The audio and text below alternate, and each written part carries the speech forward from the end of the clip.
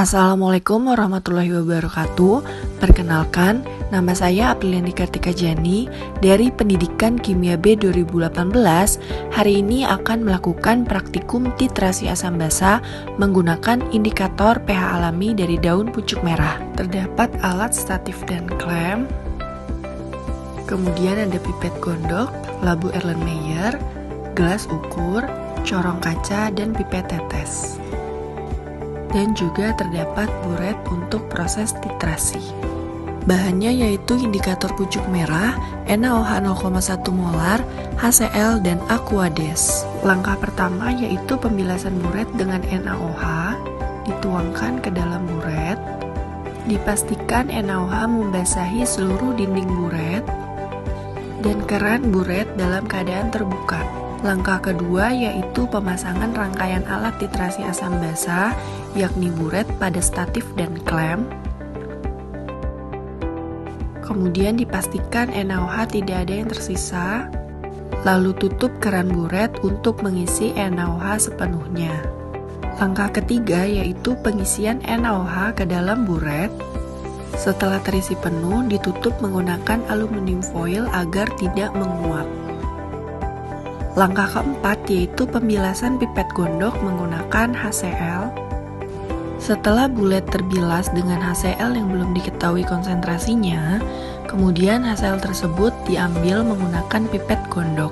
Dipipet sebanyak 5 ml dan dimasukkan ke dalam labu Erlenmeyer. HCl tersebut dimasukkan ke dalam 3 Erlenmeyer dan ditambahkan indikator pucuk merah sebanyak 2 tetes. Kemudian dikocok dan muncul warna kuning seulas. Langkah berikutnya merupakan proses titrasi, yakni dengan membuka perlahan keran buret. Kemudian labu Erlenmeyer dikocok secara perlahan agar tidak melewati batas titik akhir titrasi.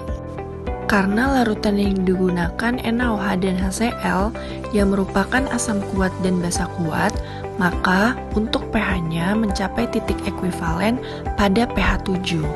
Dan titrasi dihentikan ketika terjadi perubahan warna kuning seulas seperti pada pengujian indikator pH 7. Hal yang harus diperhatikan selama proses titrasi adalah pembukaan keran buret yang harus hati-hati dan pengocokan labu Erlenmeyer secara terus-menerus sampai terjadi titik akhir titrasi yang ditandai dengan perubahan warna.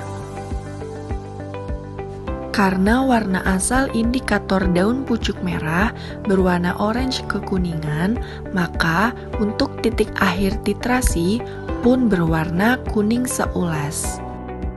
Sebab rentang perubahan pH pada indikator daun pucuk merah berasal dari warna kuning ke warna merah. Setelah warna kuning seulas terlihat, maka titrasi dihentikan dan ditandai dengan sudah terjadinya titik akhir titrasi. Titrasi pertama dari skala 0 sampai skala 5. Titrasi kedua dari skala 2,8 sampai 7,9. Titrasi ketiga dari 1,9 sampai skala 7. Lalu dihitung selisih dari skala titrasi pertama sampai titrasi ketiga untuk mendapatkan nilai konsentrasi HCl yang terletak pada labu Erlenmeyer, atau yang bisa disebut juga sebagai titrat, yaitu larutan yang terletak di dalam labu Erlenmeyer.